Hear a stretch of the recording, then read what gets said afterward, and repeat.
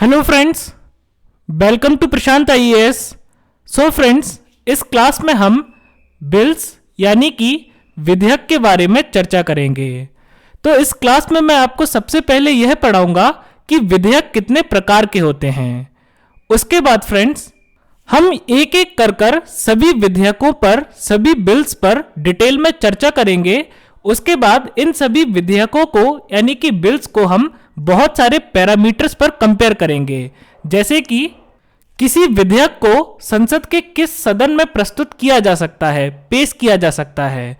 उसके अलावा किस विधेयक को संसद के सदन में पेश करने के लिए राष्ट्रपति की सिफारिश की आवश्यकता होती है या फिर नहीं होती है। किसी पर्टिकुलर विधेयक को यानी कि बिल को पास करने के लिए कितने बहुमत की आवश्यकता होती है। और ऐसे ही आप ये लिस्ट देख सकते हैं। तो हम इन सभी पैरामीटर्स पर इन सभी बिल्स को कंपेयर करेंगे। सो आइए फ्रेंड्स, अब हम आज की क्लास शुरू करते हैं।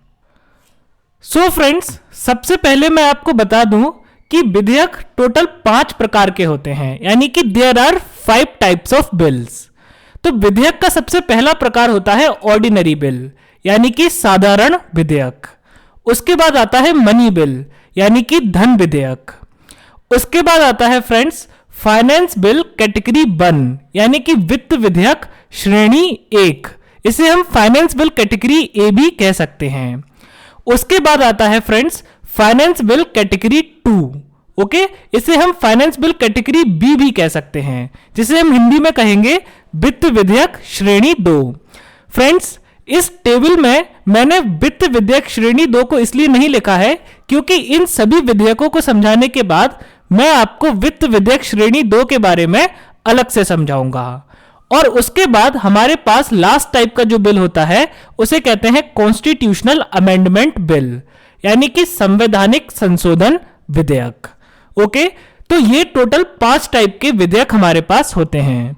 तो फ्रेंड्स, आज की क्लास में हम एक एक कर समझेंगे कि इन विधेयकों का क्या अर्थ होता है, ओके। और बहुत सारे पैरामीटर्स पर मैं आपको इन विधेयकों को समझाऊंगा और फिर हम इनको कंपेयर करेंगे। सो आइए फ्रेंड्स, ऑर्डिनरी बिल यानी कि साधारण विधेयक के साथ हम अपनी चर्चा को शुरू करते हैं। सो फ्रेंड्स, हमारे सामने सबसे पहला सवाल है कि साधारण विधेयक या फिर ऑर्डिनरी बिल का अर्थ क्या होता है, okay. So what is the meaning of ordinary bill? साधारण विधेयक का अर्थ क्या होता है? तो friends, ordinary bill means any bill other than the remaining 4 bills, okay. So ordinary bill means any bill other than the remaining 4 bills, यानी कि बचे हुए 4 विधेयकों को छोड़कर जो भी विधेयक होता है उसे हम क्या कहते हैं? साधारण विधेयक। क्या मतलब हुआ इस बात का? इस बात का यह मतलब हुआ कि यदि कोई विधेयक धन विधेयक नहीं है, उसके बाद यदि वो वित्त विधेयक श्रेणी 1 में नहीं आता है, उसके अलावा वो वित्त विधेयक कैटेगरी 2 में भी नहीं आता है, उसके बाद वो संवैधानिक संशोधन विधेयक में भी नहीं आता है। तो यदि कोई विधेयक ना ही तो धन विधेयक है, ना ही वित्त विधेयक है और ना ही संवैधानिक संशोधन विधेयक है, तो उस अवस्था में हम उसे साधारण विधेयक यानी कि ऑर्डिनरी बिल बोलेंगे।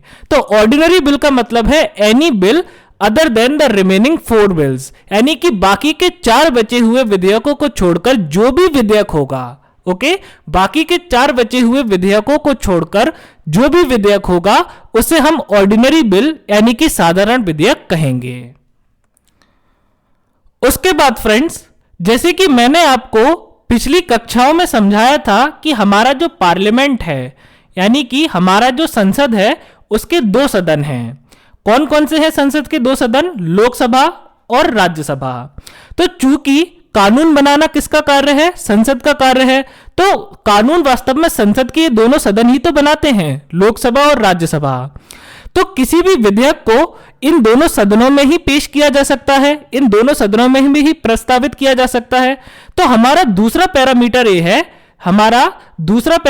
है कि क्या वित्त विधेयक को यहां पर हम ऑर्डिनरी बिल यानी कि साधारण विधेयक के बारे में बात कर रहे हैं। तो हमारा दूसरा पैरामीटर है कि साधारण विधेयक को संसद के किस सदन में प्रस्तुत किया जा सकता है। क्या साधारण विधेयक को अकेले लोकसभा में पेश किया जा सकता है या फिर साधारण विधेयक को अकेले राज्यसभा में पेश किया जा सकता है, या फिर साधारण विधेयक को दोनों ही सदनों में पेश किया जा सकता है। सो फ्रेंड्स, इस बात का आंसर है कि साधारण विधेयक को चाहे तो लोकसभा में पेश कर लो या फिर राज्यसभा में पेश कर लो, यानी कि साधारण विधेयक को संसद के दोनों सदनों में पेश किया जा सकता है। साधारण विधेयक को लोकसभा में भी पेश किया जा सकता है और राज्यसभा में भी पेश किया जा सकता है। Ordinary bill can either be introduced in Lok Sabha और it can also be introduced in Rajya Sabha. साधारण विधेयक को लोकसभा और राज्यसभा संसद के दोनों सदनों में पेश किया जा सकता है। उसके बाद फ्रेंड्स, अब हमारा अगला पैरामीटर है कि whether the recommendation of president is needed for introduction of this bill in parliament, यानी कि क्या इस बिल को पेश करने से पहले, क्या इस बिल को संसद में प्रस्तुत करने से पहले राष्ट्रपति की सिफारिश की आवश्यकता होती है। ओके, तो अब हमारा क्या है प्रश्न कि क्या साधारण विधेयक को लोकसभा या राज्यसभा में प्रस्तुत करने से पहले राष्ट्रपति की सिफारिश की आवश्यकता होती है। सो फ्रेंड्स, इस प्रश्न का उत्तर है नो, नहीं। ओके, तो साधारण विधेयक को लोकसभा या राज्यसभा में प्रस्तुत करने से पहले राष्ट्रपति की सिफारिश की आवश्यकता नहीं होती है। Okay, the recommendation of president is not required before introduction of ordinary bill in parliament. संसद में साधारण विधेयक को पेश करने से पहले राष्ट्रपति की सिफारिश की आवश्यकता नहीं होती है। लेकिन फ्रेंड्स, यहां पर आपको ये एक बात को ध्यान रखना होगा, और वो बात यह है कि आर्टिकल 3 के अंतर्गत जो भी बिल पेश किए जाते हैं, ओके, संविधान के अनुच्छेद 3 के अंतर्गत जो भी विधेयक प्रस्तुत किए जाते हैं वो भी साधारण विधेयक होते हैं। परंतु यदि कोई साधारण विधेयक संविधान के अनुच्छेद 3 के अंतर्गत पेश किया गया है तो उसके पहले राष्ट्रपति की सिफारिश की आवश्यकता होती है। अब आर्टिकल 3 क्या होता है? तो संविधान का आर्टिकल 3 वास्तव में संसद को यह शक्ति देता है कि वो किसी भी राज्य का नाम बदल सकता है, उसका एरिया बदल सकता है, उसकी बाउंड्री बदल सकता है। ओके, एक राज्य को विभाजित करके 2 राज्य बना सकता है। तो ये आर्टिकल 3 संसद को शक्ति देता है। तो यदि इस तरह का कोई भी बिल संसद में पेश किया गया है, इस तरह का कोई भी बिल लोकसभा या राज्यसभा में पेश किया गया है, तो उसके पहले राष्ट्रपति की सिफारिश की आवश्यकता होती है। और आर्टिकल 3 के अलावा जितने भी साधारण विधेयक लोकसभा या राज्यसभा में पेश किए जाएंगे उनके लिए राष्ट्रपति की सिफारिश की आवश्यकता नहीं होती है। अब फ्रेंड्स, उसके बाद हमारा सवाल है कि साधारण विधेयक को किसी भी सदन में, यानी कि लोकसभा या राज्यसभा में पारित करने के लिए, पास करने के लिए किस बहुमत की आवश्यकता होती है? Which majority is needed for passing the ordinary bill in Lok Sabha और राज्यसभा। लोकसभा या राज्यसभा में, यानी कि संसद के किसी भी सदन में साधारण विधेयक को पास करने के लिए, पारित करने के लिए किस बहुमत की आवश्यकता होती है? तो फ्रेंड्स, इस बात का जवाब है simple majority. Okay, simple majority का अर्थ होता है साधारण बहुमत। सिंपल मेजोरिटी का क्या अर्थ होता है? साधारण बहुमत। तो ऑर्डिनरी बिल को, यानी कि साधारण विधेयक को लोकसभा और राज्यसभा दोनों में ही पारित करने के लिए सिंपल मेजोरिटी, यानी कि साधारण बहुमत की आवश्यकता होती है। अब फ्रेंड्स, ये सिंपल मेजोरिटी यानी कि साधारण बहुमत क्या होता है? तो सिंपल मेजोरिटी का सिंपल सा मीनिंग होता है more than 50% of the members present and voting. Okay, यानी कि उपस्थित एवं मतदान करने वाले सदस्यों में से 50% का अधिक।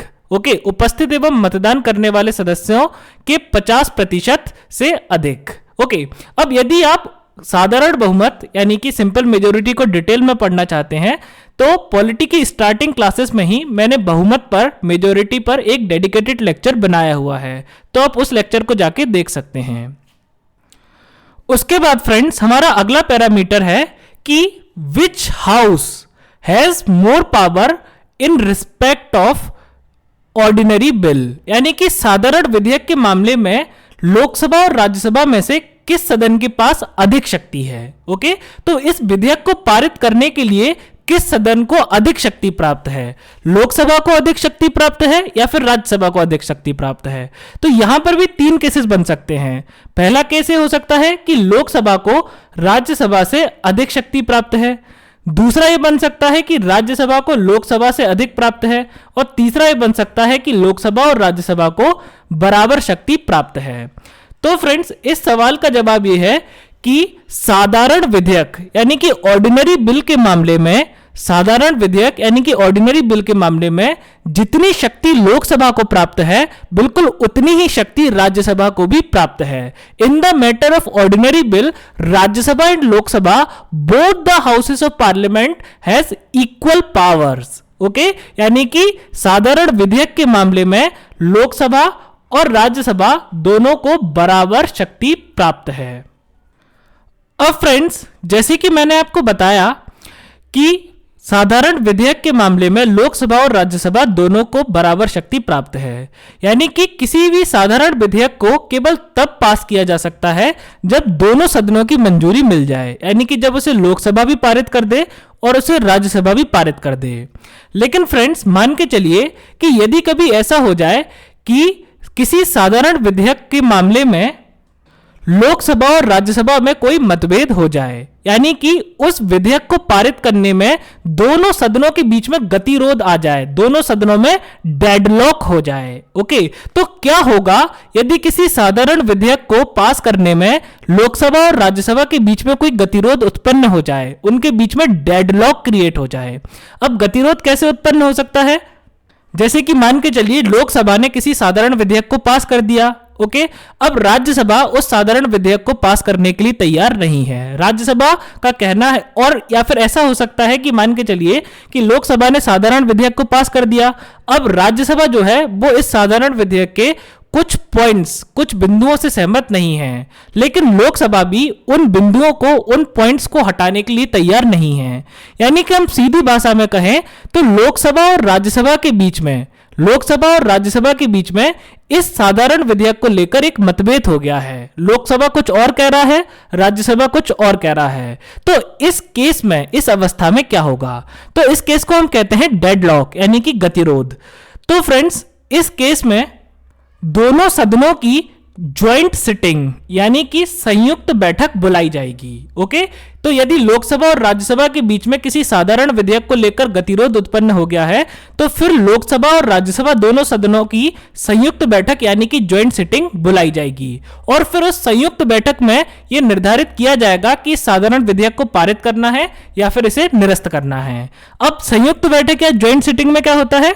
तो संयुक्त बैठक का सिंपल सा मतलब है कि लोकसभा के सभी सदस्य और राज्यसभा के सभी सदस्य एक साथ एक जगह पर बैठकर किसी विधेयक के बारे में चर्चा करते हैं। ओके, तो संयुक्त बैठक में क्या होता है कि लोकसभा और राज्यसभा दोनों सदनों के सदस्य एक साथ बैठकर किसी विधेयक के बारे में चर्चा करते हैं। अब फ्रेंड्स, मान के चलिए कि कोई साधारण विधेयक उसे लोकसभा ने भी पास कर दिया, उसके बाद उसे राज्यसभा भेजा गया तो उसे राज्यसभा ने भी पास कर दिया। तो यदि कोई साधारण विधेयक संसद के दोनों सदनों द्वारा पारित कर दिया गया तो अब वो कहां जाएगा? अब वो राष्ट्रपति के पास जाएगा। ओके, तो अब इस विधेयक को राष्ट्रपति के पास भेज दिया जाएगा। तो अब हम देखते हैं कि राष्ट्रपति के पास इस विधेयक को लेकर क्या क्या ऑप्शंस हैं, यानी कि राष्ट्रपति इसके पास इस विधेयक को लेकर क्या क्या ऑप्शंस हैं, वो इसके साथ क्या क्या कर सकता है। ओके, तो सबसे पहला ऑप्शन ये है कि राष्ट्रपति उस विधेयक को अपना एसेंट दे दे। एसेंट का मतलब होता है अपनी मंजूरी दे दे या फिर अपनी स्वीकृति दे दे। तो जब राष्ट्रपति उस विधेयक को अपना एसेंट दे देगा, अपनी स्वीकृति दे देगा, तो इस अवस्था में क्या होगा कि जो विधेयक है वो पारित मान लिया जाएगा और वो विधेयक क्या है? कानून बन जाएगा, यानी कि लॉ बन जाएगा। यानी कि इस अवस्था में राष्ट्रपति ने क्या किया? इस विधेयक पर अपने हस्ताक्षर कर दिए और वो विधेयक जो है वो कानून बन गया। अब फ्रेंड्स, राष्ट्रपति के पास दूसरा विकल्प क्या होता है कि राष्ट्रपति इस विधेयक पर एब्सोल्यूट वीटो लगा दे। ओके, क्या होता है कि राष्ट्रपति इस विधेयक पर एब्सोल्यूट वीटो लगा दे। एब्सोल्यूट वीटो का अर्थ होता है आत्यंतिक वीटो। अब आत्यंतिक वीटो या एब्सोल्यूट वीटो का अर्थ होता है कि राष्ट्रपति ने इस विधेयक पर हस्ताक्षर करने से मना कर दिए और राष्ट्रपति का कहना है कि मैं इस विधेयक पर हस्ताक्षर नहीं करूंगा और ऐसी अवस्था में विधेयक जो है वो लैप्स हो जाएगा, यानी कि वो खत्म हो जाएगा। लेकिन यहां पर एक कंडीशन है। कंडीशन ये है कि राष्ट्रपति एब्सोल्यूट वीटो यानी कि अत्यंतिक वीटो सिर्फ और सिर्फ काउंसिल ऑफ मिनिस्टर्स यानी कि केंद्रीय मंत्री परिषद की सलाह पर ही लगा सकता है। वो अपनी मर्जी से एब्सोल्यूट वीटो का इस्तेमाल नहीं कर सकता। अब फ्रेंड्स उसके बाद देखते हैं कि राष्ट्रपति के पास और कौन कौन से ऑप्शंस हैं। तो अब राष्ट्रपति के पास तीसरा ऑप्शन है कि राष्ट्रपति इस पर सस्पेंसिव वीटो लगा दे। सस्पेंसिव वीटो का मतलब होता है निलंबनकारी वीटो। ओके, सस्पेंसिव वीटो का क्या मतलब होता है फ्रेंड्स? सस्पेंसिव वीटो का मतलब होता है निलंबनकारी वीटो। तो निलंबनकारी वीटो में क्या होगा कि राष्ट्रपति इस विधेयक को संसद के पुनर्विचार के लिए भेज देता है। अब राष्ट्रपति या तो इसमें अपने कुछ सजेशंस देगा या फिर वो बिना सजेशन बिना सुझाव के भी इस विधेयक को संसद की पुनर्विचार के लिए रिकंसिडरेशन के लिए भेज सकता है। लेकिन यदि संसद के दोनों सदनों द्वारा इस विधेयक को दोबारा पास कर दिया जाए, ओके, भले ही वो राष्ट्रपति के सुझावों को अपनाए या राष्ट्रपति के सुझावों को ना अपनाए, यदि संसद के दोनों सदनों द्वारा इस विधेयक को दोबारा पास कर दिया जाए तो अब राष्ट्रपति मजबूर होता है कि उसे अब इस विधेयक को अपना हस्ताक्षर देने ही है, उसे इस विधेयक को अपना एसेंट यानी कि अपनी मंजूरी देनी ही है। उसके बाद फ्रेंड्स अगला ऑप्शन राष्ट्रपति के पास होता है पॉकेट वीटो।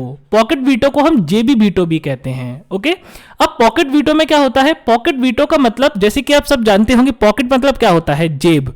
तो आप इसको बिल्कुल इसी तरह से समझें कि राष्ट्रपति ने क्या किया कि बिल को उठा के अपनी जेब में डाल लिया और वो बिल को भूल गए। ओके, यानी कि राष्ट्रपति एक तरह से बिल को इग्नोर कर देते हैं, वो उसकी तरफ ध्यान ही नहीं देते और ये बिल अनंत काल तक उनके पास ऐसे ही पड़ा रहता है। ओके, तो ये एक बहुत अच्छा तरीका होता है यदि राष्ट्रपति किसी बिल से सहमत ना हो। ओके, तो राष्ट्रपति के पास चार ऑप्शंस होते हैं, या तो वो अपनी स्वीकृति दे देंगे तो बिल कानून बन जाएगा, यदि वो उस पर अत्यंतिक वीटो लगाते हैं तो बिल खत्म हो जाएगा, यदि वो सस्पेंसिव वीटो यानी कि निलंबनकारी वीटो लगाते हैं तो बिल संसद के पास पुनर्विचार के लिए जाएगा, और यदि वो जेबी वीटो लगाते हैं तो वो बिल को अनंत काल तक अपनी जेब में डालकर या अपने टेबल पर रखकर भूल जाएंगे। तो ये होता है साधारण विधेयक, और इसके साथ फ्रेंड्स साधारण विधेयक पर हमारी चर्चा पूर्ण होती है। फ्रेंड्स यहां पर मैं आपको एक बात बताना चाहूंगा कि इस लेक्चर के लिए अलग से नोट्स की बिल्कुल भी आवश्यकता नहीं है। तो आप लोग एक काम करें, अपनी नोटबुक उठाएं और मेरे साथ साइड बाय साइड इस टेबल को बनाते चलें। तो यदि आप लोग इस टेबल को मेरे साथ बना लेंगे तो आपको ये चीज़ बहुत अच्छे से समझ में भी आ जाएगी और आपको रिवीजन करने में भी बहुत आसानी होगी। ओके, तो इस लेक्चर के लिए आपको नोट्स प्रोवाइड नहीं किए जाएंगे, आप लोग साइड बाय साइड मेरे साथ टेबल बनाते चलें। सो फ्रेंड्स आइए अब हम मनी बिल यानी कि धन विधेयक के बारे में चर्चा करते हैं। तो फिर से हमारा सबसे पहला सवाल यह है कि धन विधेयक का मीनिंग क्या होता है, धन विधेयक का अर्थ क्या होता है। So friends money bill is one that deals exclusively with one or more than one money matters which are mentioned in article 110 clause 1 sub clause A to sub clause F. इस बात का यह मतलब है कि धन विधेयक, आप इस बात को ध्यान से सुनिएगा, धन विधेयक वो विधेयक होता है जो सिर्फ और सिर्फ एक या उससे अधिक धन से संबंधित मामलों के बारे में हो। मैं दोबारा से डेफिनेशन को रिपीट कर रहा हूं, धन विधेयक उस विधेयक को कहते हैं जो सिर्फ और सिर्फ, यहां पर फ्रेंड्स सिर्फ और सिर्फ वर्ड को हाईलाइट करना है, धन विधेयक उस विधेयक को कहते हैं जो सिर्फ और सिर्फ एक या उससे अधिक धन से संबंधित मामलों के बारे में हो। ओके, तो एक बात तो क्लियर समझ में आ गई, धन विधेयक का मतलब है कि जो सिर्फ धन से संबंधित यानी कि मनी से रिलेटेड मामलों के बारे में हो। लेकिन फ्रेंड्स अब सवाल ये उठता है कि धन से संबंधित ये मामले कहां दिए हुए हैं, हमें कैसे पता चलेगा कि ये मामला धन से संबंधित मामला है या नहीं है। तो इस बात का जवाब ये है कि धन से संबंधित ये मामले संविधान के आर्टिकल 110 क्लॉज 1 सब क्लॉज ए से सब क्लॉज एफ में दिए गए हैं। ओके, तो धन विधेयक से संबंधित जो भी मामले हैं वो संविधान के अनुच्छेद 110 क्लॉज 1 सब क्लॉज ए से सब क्लॉज एफ में दिए गए हैं। तो फ्रेंड्स यदि मैं धन विधेयक का अर्थ बहुत ही आसान और सिंपल भाषा में आपको समझाना चाहूं तो आप इस प्रकार से कह सकते हैं, यदि किसी विधेयक को संविधान के अनुच्छेद 110 क्लॉज 1 सब क्लॉज ए से लेकर सब क्लॉज एफ इनमें से किसी भी अनुच्छेद से यदि किसी भी अनुच्छेद के अंतर्गत पेश किया गया है तो उस विधेयक को हम धन विधेयक कहेंगे। ओके, मैं फिर से रिपीट कर रहा हूं, यदि किसी भी विधेयक को संविधान के अनुच्छेद 110 क्लॉज 1 सब क्लॉज ए से सब क्लॉज एफ के बीच में जितने भी अनुच्छेद हैं, इनमें से किसी भी अनुच्छेद के अंतर्गत यदि पेश किया गया है तो इसे हम धन विधेयक कहेंगे। आइए फ्रेंड्स, इस बात को मैं आपको थोड़ा विस्तार में समझाता हूं। जैसे मान के चलिए, यदि किसी विधेयक को संविधान के अनुच्छेद 110 क्लॉज 1 सब क्लॉज ए के तहत इंट्रोड्यूस किया गया है तो उसे धन विधेयक कहा जाएगा। बिल्कुल उसी प्रकार यदि किसी विधेयक को अनुच्छेद 110 क्लॉज 1 सब क्लॉज बी यानी कि अनुच्छेद 110 खंड 1 उपखंड खा के तहत इंट्रोड्यूस किया गया है तो उसे भी धन विधेयक कहेंगे। बिल्कुल उसी प्रकार से यदि किसी भी विधेयक को संविधान के अनुच्छेद 110 clause 1 sub clause C, 110 clause 1 sub clause D, 110 clause 1 sub clause ई और 110 क्लॉज 1 सब क्लॉज एफ इनमें से किसी भी अनुच्छेद के अंतर्गत यदि किसी भी विधेयक को पेश किया गया है तो उसे हम धन विधेयक कहेंगे। ओके, एक बार मैं फिर से डेफिनेशन को रिपीट कर देता हूं, यदि आप लिखना चाहें तो लिख सकते हैं। धन विधेयक उस विधेयक को कहते हैं जो सिर्फ और सिर्फ एक या उससे अधिक धन से संबंधित मामलों के बारे में हो। और ये जो धन से संबंधित मामले हैं ये कहां दिए हुए हैं? ये संविधान के अनुच्छेद 110 क्लॉज 1 सब क्लॉज ए से 110 क्लॉज 1 सब क्लॉज एफ में दिए गए हैं। ओके, तो यदि किसी विधेयक को संविधान के अनुच्छेद 110 क्लॉज 1 सब क्लॉज ए से लेकर 110 क्लॉज 1 सब क्लॉज एफ के अंतर्गत पेश किया गया है तो ये कहा जाएगा कि ये जो विधेयक है वो धन विधेयक है। ओके, और फ्रेंड्स, यदि आपको ये पूरी बात समझ में नहीं भी आई है, ओके, यदि मान लेते हैं कि किसी विद्यार्थी को इतने के बाद भी ये बात समझ में नहीं आई है तो अब सिर्फ इतना समझ लें कि धन विधेयक वो है जो विधेयक अनुच्छेद 110 क्लॉज 1 सब क्लॉज ए से article 110 clause 1 sub clause F के बीच में दिए गए हैं। या फिर आप ऐसे भी कह सकते हैं कि धन विधेयक की जो परिभाषा है वो संविधान के अनुच्छेद 110 क्लॉज 1 सब क्लॉज ए से article 110 clause 1 sub clause F के बीच में दी गई है। उसके बाद फ्रेंड्स, अब सवाल उठता है कि धन विधेयक यानी कि मनी बिल को कहां पर इंट्रोड्यूस किया जा सकता है? In which house of the parliament money bill can be introduced? संसद के किस सदन में धन विधेयक को पेश किया जा सकता है? तो डेफिनेटली हमारे पास यहां पर तीन संभावनाएं हैं। पहली संभावना तो यह है कि धन विधेयक को सिर्फ लोकसभा में इंट्रोड्यूस किया जा सकता है। दूसरी संभावना यह है कि धन विधेयक को सिर्फ राज्यसभा में पेश किया जा सकता है। और तीसरी संभावना है कि धन विधेयक को लोकसभा और राज्यसभा संसद के दोनों सदनों में पेश किया जा सकता है। ओके, तो फ्रेंड्स, आप लोग वीडियो को पॉज करें और कमेंट में ईमानदारी से आंसर लिखें कि आपके अकॉर्डिंग धन विधेयक को संसद के किस सदन में पेश किया जा सकता है। ओके, और सही आंसर सुनने के बाद कोई भी इस कमेंट को डिलीट नहीं करेगा, ईमानदारी से। आइए अब मैं आपको बताता हूं कि धन विधेयक को संसद के किस सदन में पेश किया जा सकता है। फ्रेंड्स, इस बात का आंसर है कि धन विधेयक को सिर्फ और सिर्फ लोकसभा में पेश किया जा सकता है। Money bill can only B introduced in Lok Sabha. धन विधेयक को सिर्फ और सिर्फ लोकसभा में पेश किया जा सकता है। ओके, इस बात का यह मतलब हुआ कि धन विधेयक को राज्यसभा में पेश नहीं किया जा सकता। धन विधेयक को सिर्फ लोकसभा में पेश किया जा सकता है।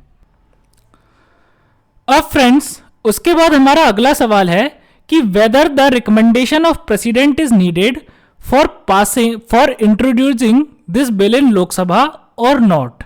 यानी कि धन विधेयक को लोकसभा में पेश करने से पहले राष्ट्रपति की सिफारिश की आवश्यकता होती है या फिर नहीं होती है। इस बात का मतलब ये हुआ कि यदि अब यहां पर हम एक बात तो ऑलरेडी समझ चुके हैं कि धन विधेयक को राज्यसभा में पेश नहीं किया जा सकता। धन विधेयक को सिर्फ और सिर्फ लोकसभा में पेश किया जा सकता है। तो अब हमारा सवाल यह है कि क्या लोकसभा में धन विधेयक को पेश करने से पहले मनी बिल को इंट्रोड्यूस करने से पहले भारत के राष्ट्रपति की परमिशन यानी कि भारत के राष्ट्रपति की सिफारिश की आवश्यकता होती है या फिर नहीं होती है? तो इस बात का जवाब है यस, कि यदि धन विधेयक को लोकसभा में पेश करना है तो उसके लिए पहले राष्ट्रपति की सिफारिश की आवश्यकता होती है। तो बिना राष्ट्रपति की सिफारिश के धन विधेयक को लोकसभा में पेश नहीं किया जा सकता। यदि धन विधेयक को लोकसभा में पेश किया जाना है, यदि मनी बिल को लोकसभा में इंट्रोड्यूस किया जाना है, तो उसके लिए भारत के राष्ट्रपति की परमिशन, भारत के राष्ट्रपति की सिफारिश आवश्यक होती है। अब फ्रेंड्स, इसके बाद हमारा सवाल है कि which majority is needed for passing the money bill, यानी कि धन विधेयक को पारित करने के लिए, पास करने के लिए किस बहुमत की आवश्यकता होती है?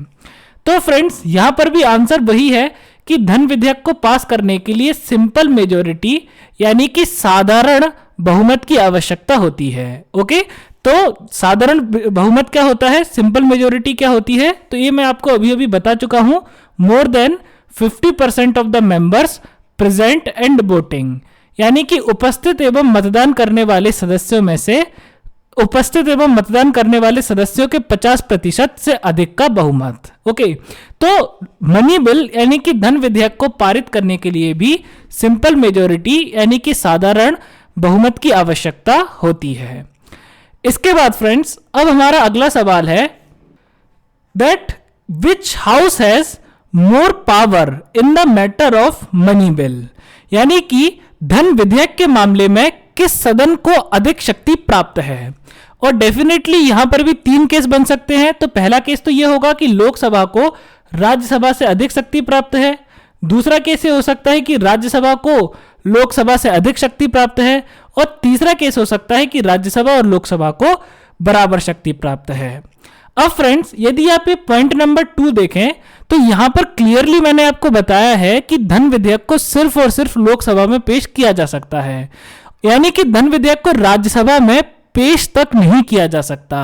धन विधेयक को सिर्फ लोकसभा में पेश किया जा सकता है। और फ्रेंड्स, सिर्फ पेश करना ही नहीं बल्कि धन विधेयक को पास करना यानी कि मनी बिल को पारित करने में भी लोकसभा को राज्यसभा से कहीं अधिक शक्ति प्राप्त है। लोकसभा की शक्ति राज्यसभा की शक्ति की तुलना में बहुत ज्यादा है जब धन विधेयक की बात आती है। तो हम यह कह सकते हैं कि धन विधेयक के मामले में, मनी बिल के मैटर में लोकसभा को राज्यसभा से बहुत ज्यादा शक्ति प्राप्त है। तो जब भी धन विधेयक की बात आएगी तो लोकसभा बहुत अधिक शक्तिशाली है और उसकी तुलना में राज्यसभा बहुत अधिक कमजोर है। और फ्रेंड्स, यदि हम प्रैक्टिकल टर्म्स में बात करें तो वास्तव में राज्यसभा मनी बिल यानी कि धन विधेयक के पास होने या ना होने पर प्रैक्टिकली कोई भी प्रभाव डाल ही नहीं पाता है। यानी कि मनी बिल का पास होना या ना होना टोटली लोकसभा के ऊपर निर्भर होता है। यानी कि मनी बिल के मामले में, धन विधेयक के मामले में लोकसभा को बहुत अधिक शक्ति प्राप्त है और उसकी तुलना में राज्यसभा को बहुत कम शक्ति प्राप्त है। जैसे कि मैं आपको एक बात और बताता हूं, इससे आपको ये कॉन्सेप्ट और क्लियर हो जाएगा। जैसे मान के चलिए फ्रेंड्स कि कोई धन विधेयक लोकसभा में पेश किया गया और लोकसभा ने इस धन विधेयक को पारित कर दिया, पास कर दिया, और उसके बाद ये धन विधेयक राज्यसभा पहुंच गया। अब फ्रेंड्स, यदि राज्यसभा अगले 14 दिनों तक, अगले 14 डेज तक यदि इस धन विधेयक पर अपनी कोई भी प्रतिक्रिया नहीं देती है तो यह समझ लिया जाएगा कि राज्यसभा ने धन विधेयक पास कर दिया है। तो जो धन विधेयक है वो संसद के दोनों सदनों से पास मान लिया जाएगा। ओके, उसके अलावा मैं आपको एक और चीज बताता हूं जिससे आपको ये चीज और ज्यादा क्लियर हो जाएगी। जैसे फ्रेंड्स, मान के चलिए कि लोकसभा ने धन विधेयक को पास किया और पास करने के बाद इसे राज्यसभा के पास भेज दिया। अब धन विधेयक जो है वो राज्यसभा के पास पहुंच चुका है। अब मान के चलिए कि यदि राज्यसभा धन विधेयक में कुछ संशोधन करना चाहती है, धन विधेयक के कुछ बिंदुओं से सहमत नहीं है, तो यदि राज्यसभा इस धन विधेयक को वापस लोकसभा के पास भेजती है पुनर्विचार के लिए, कुछ अपने सिफारिशों के साथ, कुछ रिकमेंडेशंस के साथ, तो अभी टोटली लोकसभा की मर्जी है। लोकसभा चाहे तो राज्यसभा की सिफारिशों को माने और यदि ना चाहे तो वो राज्यसभा की सिफारिशों को ना माने। इन दोनों ही अवस्थाओं में बिल पास मान लिया जाएगा। ओके, तो इस बात का यह मतलब है कि प्रैक्टिकली राज्यसभा धन विधेयक के पास होने या ना होने पर कोई भी इफेक्ट डाल ही नहीं पाती है। धन विधेयक का पास होना या ना होना पूरी तरह से लोकसभा के कंट्रोल में होता है। उसके बाद फ्रेंड्स, अब हमारा अगला पॉइंट है डेडलॉक, यानी कि गतिरोध। यानी कि क्या हो यदि धन विधेयक को लेकर लोकसभा और राज्यसभा के बीच में डेडलॉक हो जाए, गतिरोध हो जाए। ओके, यानी कि दोनों ही सदनों के बीच में धन विधेयक को लेकर मतभेद हो जाए। अब चूंकि इस बात को अभी मैं आपको बहुत डिटेल में समझा चुका हूं कि धन विधेयक के मामले में लोकसभा को राज्यसभा से बहुत ज्यादा शक्ति प्राप्त है और राज्यसभा प्रैक्टिकली धन विधेयक के पास होने या ना होने पर कोई इफेक्ट डाल ही नहीं सकती। तो इस बात का मतलब है कि अकेले लोकसभा धन विधेयक को पास करने में सक्षम है। तो इस बात का यह मतलब हुआ कि धन विधेयक के मामले में डेडलॉक जो है वो संभव ही नहीं है। धन विधेयक के मामले में लोकसभा और राज्यसभा के बीच में गतिरोध होना संभव नहीं है। क्यों संभव नहीं है? क्योंकि लोकसभा अकेले ही इसे पास कर लेगी, और जब लोकसभा प्रैक्टिकल सेंस में इसे अकेले ही पास कर सकती है तो गतिरोध होने का तो कोई सवाल उठता ही नहीं है। ओके, तो धन विधेयक के मामले में कभी भी डेडलॉक यानी कि गतिरोध उत्पन्न होता ही नहीं है। उसके बाद फ्रेंड्स, अब मान के चलिए कि धन विधेयक को लोकसभा और राज्यसभा संसद के दोनों सदनों द्वारा पारित कर दिया गया। ओके, तो मान के चलिए कि क्या हुआ, धन विधेयक लोकसभा में आया, लोकसभा से धन विधेयक राज्यसभा में पहुंचा, यानी कि लोकसभा ने इसे पास कर दिया, उसके बाद राज्यसभा ने भी इसे पास कर दिया। तो इसके बाद अब ये धन विधेयक कहां पहुंचेगा? अब ये राष्ट्रपति के पास पहुंचेगा। तो अब सवाल यह है कि अब राष्ट्रपति के पास यहां कौन कौन से विकल्प हैं। अब राष्ट्रपति इस धन विधेयक के साथ क्या क्या कर सकता है? तो सबसे पहला विकल्प तो यही है कि राष्ट्रपति इस धन विधेयक को अपना एसेंट दे दे। एसेंट देने का मतलब है अपनी स्वीकृति दे दे, अपनी मंजूरी दे दे, यानी कि इस पर हस्ताक्षर कर दे। तो यदि राष्ट्रपति धन विधेयक पर अपने हस्ताक्षर कर देगा तो यह धन विधेयक पास हो जाएगा। सिंपल सी बात है, यदि राष्ट्रपति धन विधेयक पर अपने हस्ताक्षर कर देगा तो धन विधेयक पास हो जाएगा और वो अधिनियमित हो जाएगा। ओके, लेकिन फ्रेंड्स, अब राष्ट्रपति के पास यहां पर 4 ऑप्शंस नहीं हैं, यहां राष्ट्रपति के पास सिर्फ 2 ऑप्शंस हैं। जैसे कि मैंने आपको साधारण विधेयक में बताया था कि यहां राष्ट्रपति के पास 4 ऑप्शन हैं, लेकिन यहां राष्ट्रपति के पास सिर्फ 2 ऑप्शंस हैं। तो दूसरा ऑप्शन यह है कि राष्ट्रपति इस पर एब्सोल्यूट वीटो भी लगा सकता है। एब्सोल्यूट वीटो का अर्थ होता है आत्यंतिक वीटो। ओके, तो राष्ट्रपति या तो धन विधेयक को अपनी मंजूरी देगा या फिर वो धन विधेयक पर एब्सोल्यूट वीटो यानी कि आत्यंतिक वीटो लगा देगा। तो एब्सोल्यूट वीटो या आत्यंतिक वीटो का क्या मतलब है कि राष्ट्रपति ने पूरी तरह से मना कर दिया कि मैं इस पर हस्ताक्षर नहीं करूंगा और बिल जो है वो लैप्स हो जाएगा। लेकिन यहां पर भी सेम कंडीशन है। कंडीशन यह है कि राष्ट्रपति एब्सोल्यूट वीटो यानी कि आत्यंतिक वीटो को अपनी मर्जी से नहीं लगा सकता। आत्यंतिक वीटो लगाने के लिए राष्ट्रपति को काउंसिल ऑफ मिनिस्टर्स यानी कि मंत्री परिषद की सलाह की आवश्यकता होती है। तो राष्ट्रपति जो है वो एब्सोल्यूट वीटो सिर्फ और सिर्फ केंद्रीय मंत्री परिषद की सलाह से ही लगा सकता है।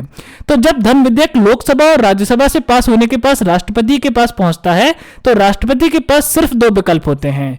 या तो राष्ट्रपति उसको एसेंट दे दे यानी कि अपनी स्वीकृति दे दे और वो अधिनियमित हो जाए, या दूसरा विकल्प होता है कि मंत्री परिषद की सलाह पर, केंद्रीय मंत्री परिषद की सलाह पर वो उस पर आत्यंतिक वीटो एब्सोल्यूट वीटो अप्लाई कर दे और बिल जो है वो टोटली पूरी तरह से लैप्स हो जाए यानी कि खत्म हो जाए। सो फ्रेंड्स, इसके साथ धन विधेयक पर हमारी चर्चा पूरी होती है। ओके, इसके साथ जो धन विधेयक है, मनी बिल है, उस पर हमने अपनी चर्चा को पूरा कर लिया है। उसके बाद फ्रेंड्स, अब बचते हैं फाइनेंस बिल कैटेगरी 1 यानी कि वित्त विधेयक कैटेगरी 1। उसके बाद कॉन्स्टिट्यूशनल अमेंडमेंट बिल यानी कि संवैधानिक संशोधन विधेयक, और उसके बाद बचता है वित्त विधेयक कैटेगरी 2 यानी कि फाइनेंस बिल कैटेगरी 2, जिसे हम फाइनेंस बिल कैटेगरी बी भी कह सकते हैं। सो फ्रेंड्स, अब ये जो 3 विधेयक हैं, सो अब इन 3 बिल्स के बारे में भी हमें डिटेल में चर्चा करनी है और उसके बाद हमें यह भी समझना है कि वित्त विधेयक कैटेगरी 1 और वित्त विधेयक कैटेगरी 2 में वास्तव में अंतर क्या होता है। सो फ्रेंड्स, अब ये जो 3 बचे हुए बिल्स हैं इन्हें अब हम अगली क्लास में शुरू करेंगे। तो आप टेबल बना लीजिए और जितनी टेबल मैंने आपको फिल करवा दी है उतनी टेबल आप फिल कर लीजिए। ओके, अब नेक्स्ट क्लास में जब हम finance bill category 1, constitutional amendment bill और फाइनेंस बिल कैटेगरी 2 के बारे में चर्चा करेंगे, तब आप इस टेबल को कंप्लीट कर लीजिए। सो फ्रेंड्स, आज के लिए बस इतना ही। मैं आशा करता हूं कि आप सभी को वीडियो अच्छे से समझ में आया होगा, लेक्चर अच्छे से समझ में आया होगा, और यदि आपको लेक्चर अच्छे से समझ में आया हो तो वीडियो को लाइक करें, चैनल को सब्सक्राइब करें, all select bell icon press करके ऑल सिलेक्ट करें, कमेंट करें और इस चैनल के बारे में अपने सभी मित्रों को बताएं जो कि आईएएस या किसी भी स्टेट पीएससी की तैयारी कर रहे हों। सो फ्रेंड्स, अब हम मिलेंगे अगली क्लास में और अपने बिल्स वाले टॉपिक को कंप्लीट करेंगे। Till then, take care of yourself. Thank you.